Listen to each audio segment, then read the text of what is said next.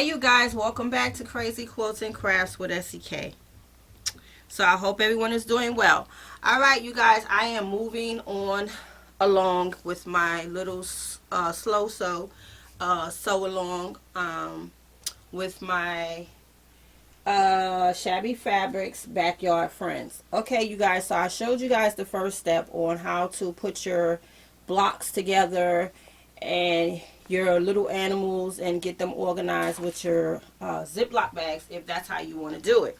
So remember I showed you in the previous video how I got them all organized and kind of built up, and those are organized. So you also want to make sure you cut out all your diagrams so that you can use it on your wafer light box. Mine is the wafer 2, so mine is a pretty nice size wafer light box. They come in 3 sizes too.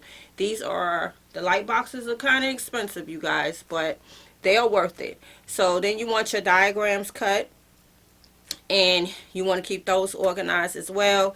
You want to they recommend that you press these. I don't think they need no steam. You don't want to put no steam on them, but press them to get some of the creases out, because these papers are very folded, so there's a lot of creases in them.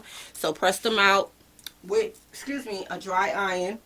Then you want to get to your next step of cutting your fabric. So you already know the kit comes with all the directions, so you want to follow all your directions and get all your fabrics cut.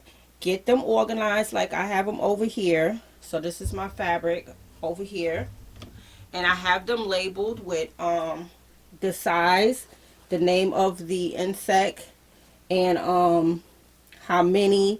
So some of the blocks you may have to do, like this one is 3, that same size, and then this one is 1, and then this one is 2 of the same size, and then this one is 3 of the same size. So you can keep all your sizes together, label them for which block they are for, so you can stay very organized in that area, right?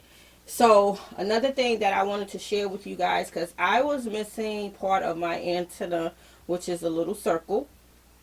So what I did was I kept all of my little scraps right here, and I kept them in a bag just in case I was missing some type of piece. Now I feel like that little antenna circle is going to show up probably in another bag. It might be stuck.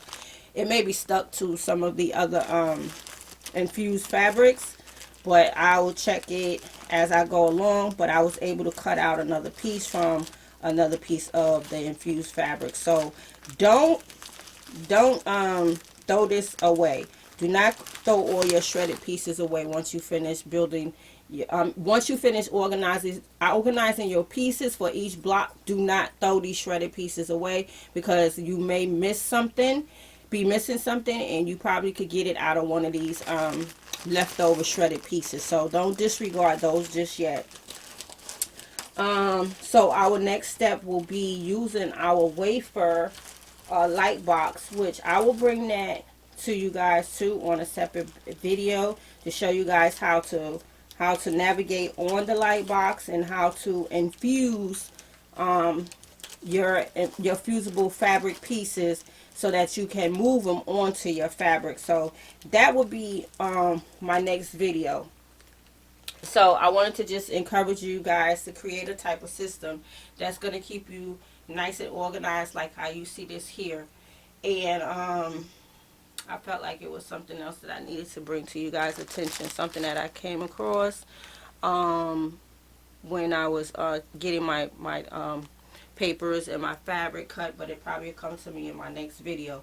So you guys, so this is your next few steps. And make sure you guys, if you are doing this sew along and you're able to get your hands on this quilt, make sure that you read those directions, especially with your cutting. Don't be so quick to cut, because we as quilters, we love to cut. We love to hear the sound of that rotary cutter.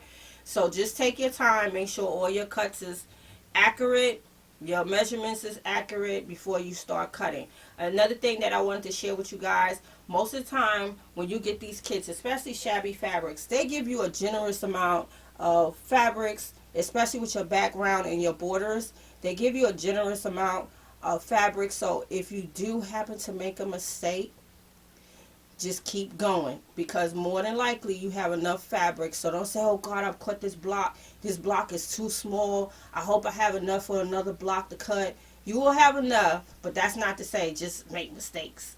I'm just saying they do give you a generous amount of fabric due to us as quilters making those little errors. Okay, so this is what my system is looking like, and I will keep you guys abreast as I move along.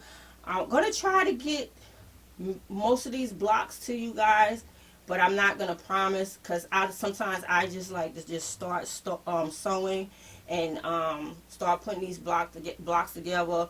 But if I don't bring you every one of the blocks, I will definitely do a show and tell. But I will try my best. Sorry about that, you guys. I will try my best to get you guys through a few of the blocks. Okay, you guys? So this is SEK, the Crazy Quilting Crafter. I will see you guys on the next video. Thank you so much for tuning in. Peace.